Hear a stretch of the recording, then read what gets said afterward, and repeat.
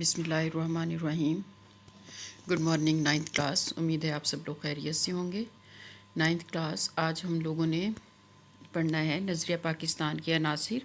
آپ کی بک میں پیج نمبر 7 پر ہے، اور دوسرا یہ کہ آپ لوگوں کی جو بک میں اس چیپٹر کے اینڈ پہ مشقی سوالات دیے ہوئے ہیں، ان میں تفصیلی سوالات میں سوال نمبر 2 ہم کریں گے، نظریہ پاکستان کے عناصر کی وضاحت کریں۔ تو بیٹے ہم یہ ٹاپک شروع کرتے ہیں، نظریہ پاکستان کے عناصر۔ اس سے پہلے ہم لوگ نظریے کی تعریف، نظریے کے ماخذ، نظریے کی اہمیت اور نظریہ پاکستان کا مفہوم کر چکے ہیں۔ آج ہم کریں گے نظریہ پاکستان کے عناصر۔ تو اس کو شروع کرتے ہیں نائنتھ کلاس۔ ساتھ ساتھ آپ لوگ بک اوپن کر لیں اور انڈر لائن کرتے جائیں جو چیزیں میں انڈر لائن کرواؤں گی نائنتھ کلاس۔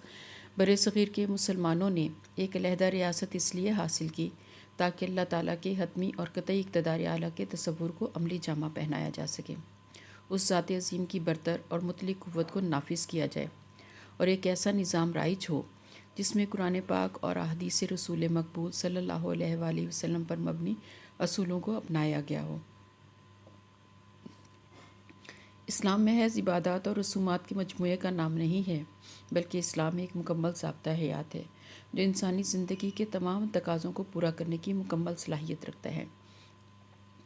اس میں معاشرت، معیشت، اخلاقیات اور سیاسیات کے تمام مقاصد کو پورا کرنے کی صلاحیت موجود ہے۔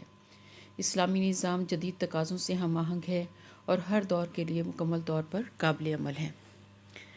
نظریہ پاکستان کی بنیاد، جیسا کہ میں نے پہلے بتایا تھا آپ کو کہ نظریہ پاکستان کی بنیاد اسلامی نظریہ حیات پر رکھی گئی ہے۔ عقائد و عبادات، قانون کی حکمرانی، اخوت و مساوات اور عدل و انصاف نظریہ پاکستان کے عناصر ہیں۔ اب ہم نائنتھ کلاس ان کی تفصیل دیکھیں گے۔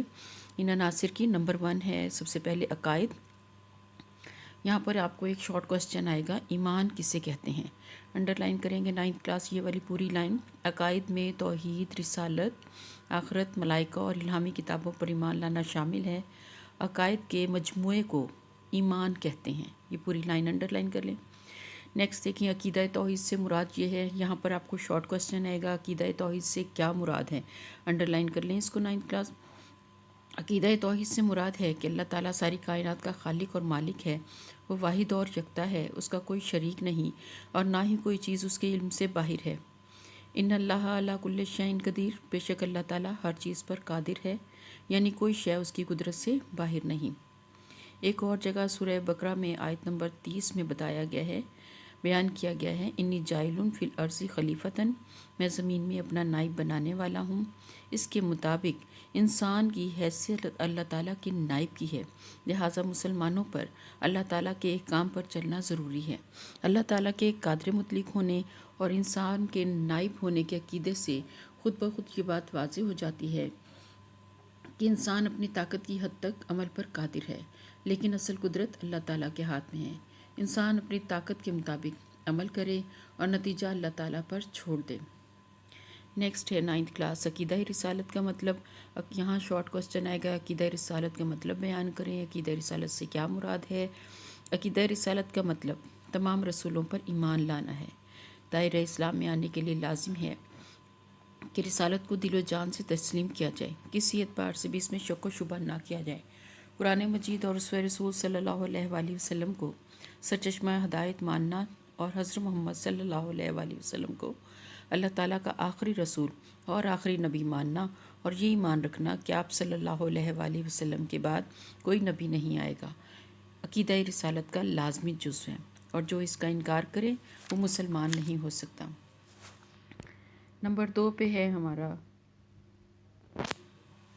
نظریہ پاکستان کے عناصر میں، نمبر 2 ہے عبادات، یعنی کہ ارکان اسلام جو ہم ادا کرتے ہیں۔ توحید و رسالت اسلام کا پہلا رکن ہے، انڈر لائن کر لیں نائنتھ کلاس۔ توحید و رسالت اسلام کا پہلا رکن ہے۔ دوسرا رکن نماز ہے۔ توحید و رسالت ہم نے عقائد میں پڑھ لیا ہے، اب دوسرا رکن جو ہے نماز ہے۔ اللہ تعالیٰ نے قرآن مجید میں کئی مقامات پر نماز کی ادائیگی کا حکم دیا ہے۔ نماز کو مقررہ اوقات کے مطابق ادا کرنا فرض ہے۔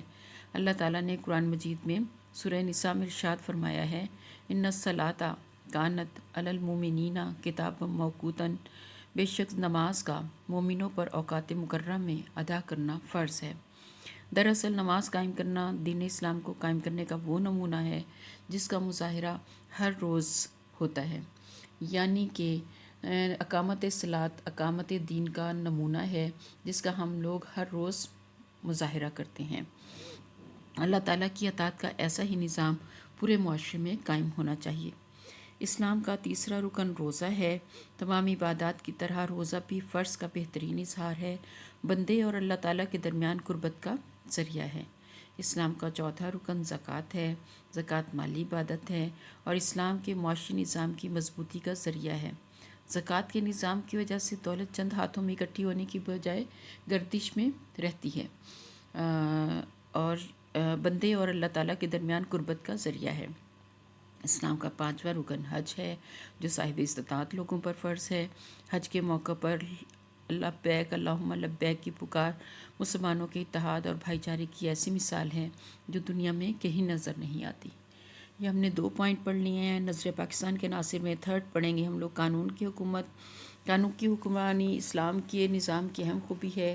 اس کی بنیاد اس تصور پر ہے کہ قانون کا سرچشمہ اللہ تعالیٰ ہے۔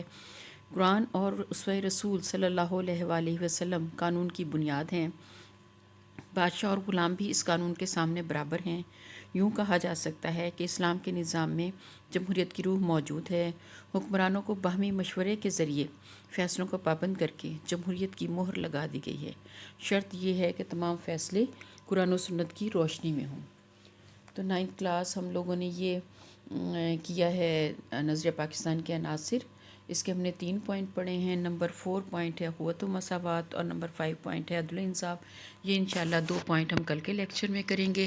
تو 9th کلاس جتنا میں نے آپ کو 3 ٹاپک کروائے ہیں تھوڑا تھوڑا کر کے کروا رہی ہوں۔ آپ لوگ اس کو یعنی کہ جو ہم 2nd کوسچن ہم نے شروع کیا تھا اس 2nd کوسچن کا میں نے ہاف آپ کو کروایا ہے، ہاف انشاءاللہ ہم کل کریں گے تو آپ کا کوسچن کمپلیٹ ہوگا۔ پورے ویک میں کرنے کے لیے آپ کے پاس صرف ایک سوال ہوتا ہے پاکستان اسٹڈیز کا، تو آپ بیٹے اس کو یاد کریں اور لکھ کے دیکھیں۔ تھینک یو، اللہ حافظ۔